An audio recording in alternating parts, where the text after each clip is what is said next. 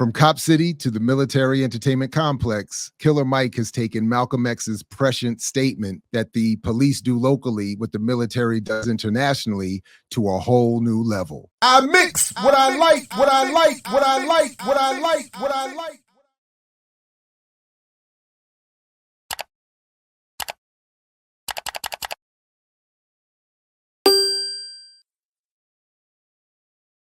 So while we were closing Black August around here, doing interviews and discussions with Dr. Orasami Burton and talking about political prisoners and Black liberation, Killer Mike has chosen to close out Black August in a very different way. So since all these websites, when I have all these ads popping up and videos running all over everything, I figured I would just grab the relevant information, put it on this Pages document so we can see it more cleanly and just get a clear focus at what is actually going on. Big shout out to those who put me on to this story, who I think want me to know about it, but they don't want to be associated with the pettiness.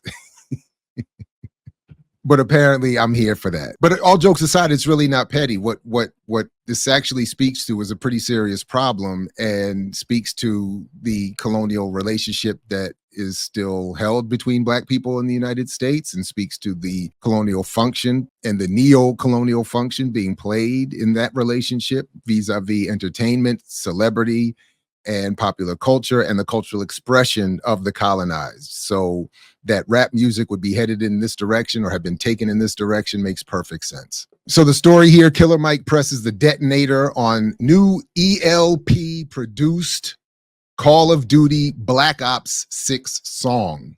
Mike debuted the song on Wednesday, August 28th. Again, that's how he's choosing to wrap up Black August, as part of his appearance on Activision's Call of Duty Next live stream event, as the track was created for Call of Duty Black Ops 6. When Activision told me the theme of the game and what they were looking for, I knew exactly who to call, Mike said in a statement. Plus, I've been itching to rap on some LP beats. I'll put the link to it. You can listen to it for yourself and judge the quality of the art. I'm not here to judge the quality of the art.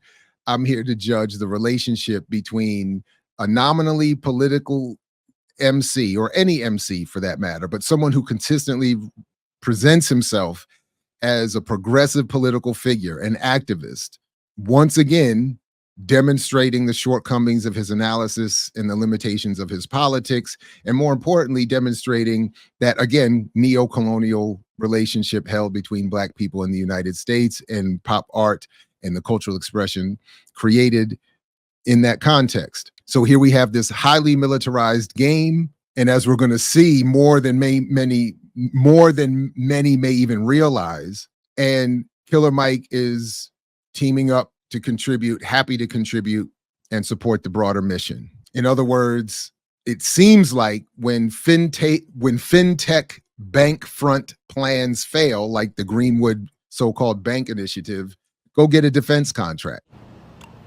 And let's look a little bit more at what this Call of Duty game is in actuality, and what it is that Killer Mike is actually fronting for.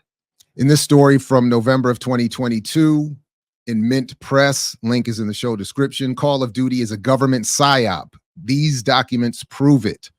From Alan McLeod. A lot of gems in this story here. Call of Duty Modern Warfare 2. So this is the iteration, I guess, one or two iterations before this most recent one featuring Killer Mike's soundtrack aid. Call of Duty Modern Warfare 2 has been available for less than 3 weeks, but it already is making waves, breaking records. Within 10 days, the first person military shooter video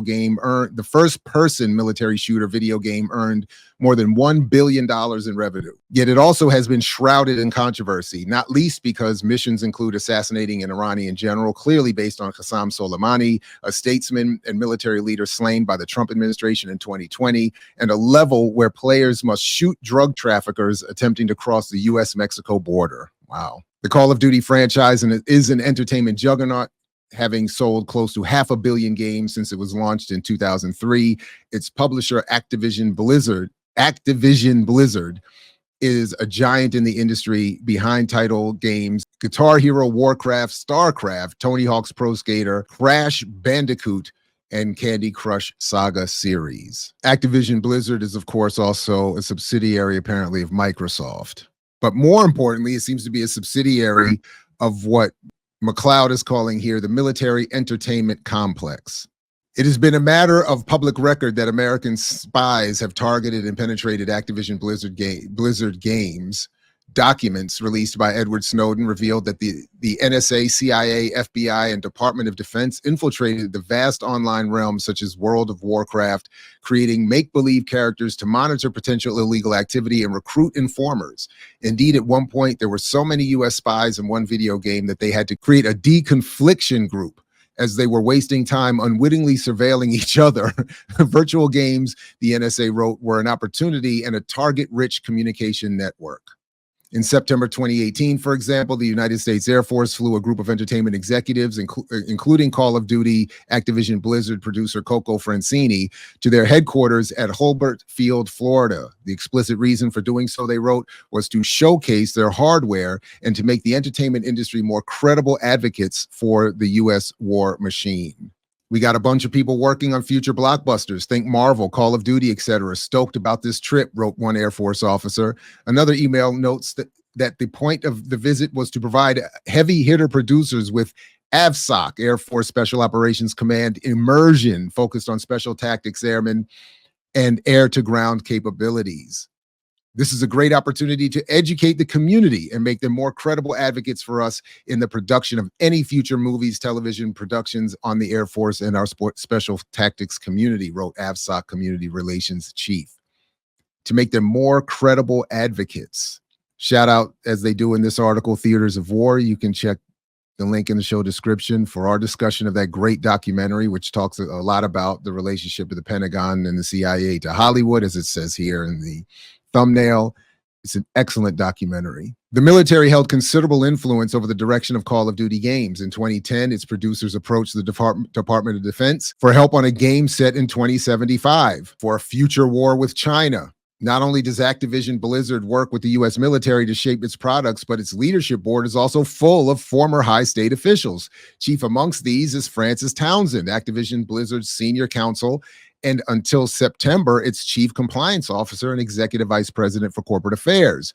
Prior to joining Activision Blizzard, Townsend spent her life working her way up the rungs of the national security state, previously serving as head of intelligence for the Coast Guard and as Secretary of State Condoleezza Rice's counterterrorism deputy. In 2004, President Bush appointed her to his Intelligence Advisory Board. And there she is, working for the Bush White House, where as part of her job was to popularize the term enhanced interrogation techniques, a Bush-era euphemism for torturing detainees. During the Trump administration, Townsend was hotly tipped to become the director of national intelligence for the Secretary of Homeland Security. President Trump also approached her for the role of director of the FBI. Instead, however, Townsend took a seemingly incongruous career detour to become an executive at a video games company. In addition to this role, Townsend is a director of the NATO offshoot of the Atlantic Council, a director at the Council on Foreign Relations, and a trustee of the hawkish think tank, the Center for Strategic and International Studies, a group Mint Press News has previously covered in detail. Funded by weapons companies, NATO, and the U.S. government, the Atlantic Council serves as the military alliance's brain trust, devising strategies on how best to manage the world. Also on its board of directors are high statespersons like Henry Kissinger, who is now passed on, and Condoleezza Rice, virtually every retired U.S. general of note, and no fewer than 7 former directors of the CIA. As such, the Atlantic Council represents the collective opinion of the national security state, and as such should have everything to do with one of the most popular video games in the world. Makes perfect sense. 2 more key Call of Duty staff also work for the Atlantic Council. Chance Glasgow, a co-founder of Infinity Ward Developers, who oversaw the game franchise's rapid rise, is the council's non-resident senior fellow, advising top generals and political leaders on the latest developments in tech. They go on to talk about how their greatest honor in working with Call of Duty was to consult Lieutenant Colonel Oliver North on the story of Black Ops. Now that's perfect for my generation. Ollie North, Reagan, Iran-Contra. That's exactly who should be involved with this. And then, of course, you got folks from McKinsey and Company, as we've talked a lot about here. Not only are they, I've been saying they've delved into the arena of Black finance and economics and buying power, but they're all over the place and have been for a long time. planting power players, assuring that the corporate world has its ability to communicate its will to government and vice versa. So perfect for, again, one of the more popular video games in the world. These deep connections to the U.S. national security state can perhaps help partly explain why for years many complained about the blatant pro-U.S. propaganda apparent throughout the games. The latest installment, Call of Duty Modern Warfare 2, is no exception. In the game's first mission, players must carry out a drone strike against a character named General Gorbrani. The mission is obviously a recreation of the Trump administration's illegal 2020 drone strike against Iranian General Qasem Soleimani. The in-game general even bears a striking resemblance to Soleimani, and you can see how they've clearly done that. Call of Duty Modern Warfare 2 ludicrously presents the general as under Russia's thumb and claims that Gorbrani is supplying terrorists with aid. In reality, Soleimani was the key force in defeating ISIS across the Middle East, actions for which even Western media declared him a hero. U.S.-run polls found that Soleimani was perhaps the most popular leader in the Middle East, and over 80% of Iranians hold a positive opinion of him. But not Call of Duty, and who knows what missions you will be able to play or undertake. And this time, with the soundtrack of Killer Mike playing. Maybe you'll be on missions on the continent of Africa, special forces missions on the continent of Africa, or running some drone operation against a Palestinian, or bombing the Sudanese with Killer Mike's music playing. That'd be dope. This is far from the first time Call of Duty has instructed impressionable young gamers to kill foreign leaders, however. In Call of Duty Black Ops 2010, players must complete a mission to murder Cuban leader Fidel Castro. And they can get a medal saying death to dictators. And there you are, killing Castro. Likewise, Call of Duty Ghosts is set in Venezuela, where players fight against General Almagro, a socialist military leader clearly modeled on former President Hugo Chavez. The anti-Russian propaganda is also turned up to 11 in Call of Duty Modern Warfare 2019. One mission recreates the infamous Highway of Death incident. During the first Iraq War, U.S.-led forces trapped fleeing Iraqi troops on Highway 80. What followed was what then Joint Chiefs of Staff Chairman Colin Powell described as wanton killing and slaughter for slaughter's sake, as U.S. troops and their allies pummeled the Iraqi convoy for hours, killing hundreds and destroying thousands of vehicles. U.S. forces also reportedly shot hundreds of Iraqi civilians and surrendered soldiers in their care. Call of Duty Modern Warfare recreates the scene for dramatic effect. However, in their version, it is not the U.S.-led forces doing the killing, but Russia, thereby whitewashing a war crime by pinning the blame on official enemies. And there you are, seeing it happen in the game. So it's game over, dude. This section is talking about the relationship between the games, the gaming consoles, and controlling drones and being picked up by the Pentagon and targeted by the Pentagon for recruitment via these video games, where you can get an apply now button depending on your score, meaning you can apply to join the military and drone strike for real. It's great for soft power and ideology.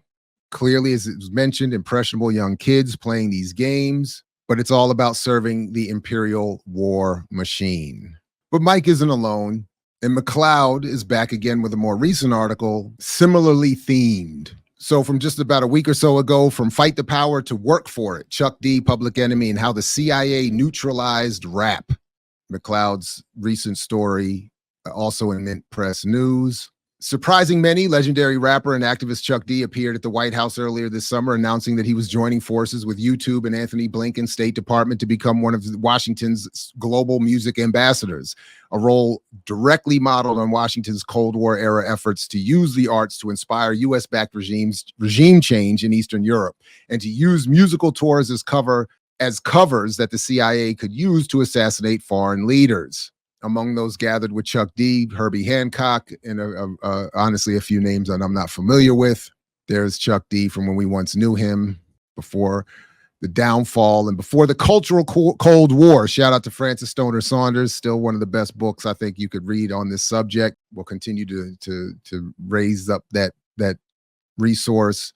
But here, although the State Department was careful to frame its new venture as one designed to support peace, the program's history of the United States foreign policy moves strongly undermine that claim. Throughout the press conference announcing the project's inauguration, both Blinken And YouTube's global music head, Leor Cohen, constantly mentioned the CIA's secret Cold War program to use music and the arts as weapons for regime change, referencing sending Louis Armstrong to play behind the Iron Curtain. Blinken stated America's secret weapon is a blue note and a minor chord. Somewhere in there, help me out, chat. Somewhere in there, shout out to Kendrick. There's a line in there. So my attempt at a bar is when America sells or drops a drone, I bet it hits A minor. Now listen, that's called my boy. You know nothing about that. That's the blue note and chord that Blinken is talking about hitting. Throughout the Cold War, the United States flooded enemies' nations with propaganda, but it often found that a more subtle approach was far more effective. To that end, it spent vast sums sending famous artists such as Nina Simone, ooh, that one hurts, Louis Armstrong, Dizzy Gillespie, and Ella Fitzgerald overseas, to the point where jazz became synonymous with individualism and democracy. And Frances Stoner Saunders talks a lot about that in her Cultural Cold War book, that despite even nominally progressive artists, how they were packaged, presented, framed, contextualized, was used to convey what was in the United States' interests regarding defining capitalism, defining freedom, defining democracy, all as something that was not actually occurring within this settler, colonial, and imperial project. There they all are pictured with, as we're going to talk about in a moment, Yassine Bey, formerly Mos Def, called the Tall Israeli, is running this rap. Shh. Anthony Blinken, Chuck D. This is just woof, woof. The CIA promoted the work of George Orwell, pushing his books, and even funded the 1954 film adaptation of Animal Farm. Thus, the author, who is most closely synonymous with propaganda and government control over society in an ironic twist, owed his massive popularity in no small part to a giant, decades-long CIA propaganda campaign. And again, Frances Stoner Saunders talks a lot about this group, the Congress on Cultural Freedom, made pains to appear as if it was actually a leftist organization, preferring not to support overtly conservative or reactionary art or content. But of course, it was an outpost, or it emanated from the CIA and the State Department. And it was not only high culture, however, that the U.S. attempted to hijack. The CIA also published astrology magazines and gossip rags, all with subtle and often not so subtle anti-communist undertones to them. So it wouldn't be a big deal. It would fall, or it would stand to reason that they would also target the low culture of hip hop. The project continued until the successful overthrow of communism in Eastern Europe, events in which the U.S. government played a significant role. There have long been extremely strong rumors that the CIA wrote and promoted the Scorpions' hit song, Winds of Change. Do you all remember that song? I used to like the Scorpions back in the day. Before that song, they had one or two big hits, but I remember that rock, that heavy 80s rock ballad. Meanwhile, David Hasselhoff, the American singer who has long been inexplicably popular in Germany, has strongly insinuated that he worked with the agency to bring down the Berlin Wall. That would actually finally explain why the hell that man is so popular anywhere, much less. By his own admission, Chuck D and Public Enemy were also involved in the destruction of the Berlin Wall. The group traveled to the German city and played concerts there. Message. Chuck said, the Eastern Berlin fans can't get there, and the closer they get to the wall, they ain't thinking about hip hop at that wall, he said. They're selling a fantasy. They're believing in the fantasy of what capitalism and would bring them, and the freedom that's supposed to come with it. The message of freedom the U.S. projected was a total fabrication. In reality, the black stars that sent around the world to promote the idea of the U.S., that the U.S. was the home of liberty and tolerance, were not even allowed to enter many music halls in their home states, let alone play in them. Genuine leftists were being ruthlessly purged from public life in the anti-communist McCarthy witch hunts. Singer Paul Robeson and actor Charlie Chaplin had their lives destroyed for supporting socialism. But their treatment was nothing compared to how U.S. authorities attacked black leaders such as Malcolm X and the Black Panthers, groups that served as inspiration for Chuck D's career. In 1969, police carried out the murder of Black Panther leader Fred Hampton in Chicago, while in 1985, Philadelphia police carried out an airstrike against Black Liberation Organization MOVE, destroying an entire residential neighborhood block and killing 11 people. Louis Armstrong was used to track and trace and set up Patrice Lumumba because Alan Dulles, who had described Patrice Lumumba as the African Fidel Castro and signed his death warrant. In 1962, the CIA passed information to the apartheid government in South Africa that led to the arrest and imprisonment of Nelson Mandela for 27 years, while an investigation by Seymour Hersh for the New York Times found that the agency was involved in the overthrow of Ghana's first president, Kwame Nkrumah, widely considered one of the finest leaders the continent ever produced. Chuck D had some nonsensical responses to being asked about his participation in all of this, including where he said here, I was accused of being with the State Department of the United States. I'm basically telling people, get them symbols and them titles out your fucking head. That shit is no longer applicable. There are really no such things as fucking countries and nations. It's technology that has become that. My only ulterior motive is hip hop music, rap, art, culture. That's it. That's my fucking religion and fucking nation at this point. I trust no governments. They are all the same, end quote. And then when asked about this history, he said it was 75 years ago. The jazz ambassadorships, when they talk about Louis Armstrong and Ella Fitzgerald, that's 1952 in the Cold War. What the fuck has that got to do with 2025? He retorted. Wow. Definitely go back and find Yassine Bey's Most Def's The Rape Over, a track referenced right here in this section of the article that was effectively banned. In part, it did have, you could argue it did have a slur against the LGBT community, but I think this article more appropriately touches on the real target of that track, which was Lear Cohen, who was born to New York Israeli parents with deep ties to the Zionist paramilitary group Haganah. His father, Elisha, was a member of the infamous Harel Brigade during the 1948 Nakba.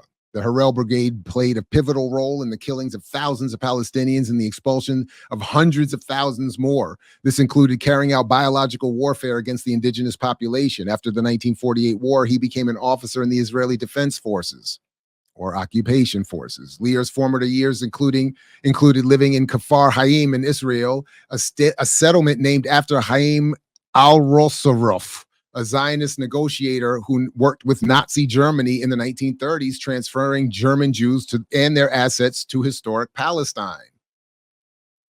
And there he is at Jam Master Jay's funeral. Cohen began working with Public Enemy in the 1980s, immediately began attempting to clean up its image. Cohen successfully lobbied Chuck D to fire Professor Griff from Public Enemy after the latter made anti-Semitic comments. While at Warner Music, he reportedly obstructed the promotion and release of an album by Lupe Fiasco, an artist known for his radical political commitment in support of Palestinian liberation. More recently, in November of last year, at the height of interest of Israel's attack on Gaza, some have connected him with YouTube's decision to remove the song Terrorist by Mint Press's Low Key from the platform after almost 14 years and 5.5 million views. And here's the discussion of The Rape Over, which was basically removed from his catalog and essentially banned. This incident is a microcosm of how a once politically conscious, revolutionary, and entirely non-politically correct art form has been defanged and reshaped by corporate forces to make it palatable to those at the top of society. Ice Cube, meanwhile, went from fuck the police to arrest the president to aligning himself with Donald Trump. And now we see the continuing devolution of Chuck D's politics and a kind of consistency with Killer Mike's.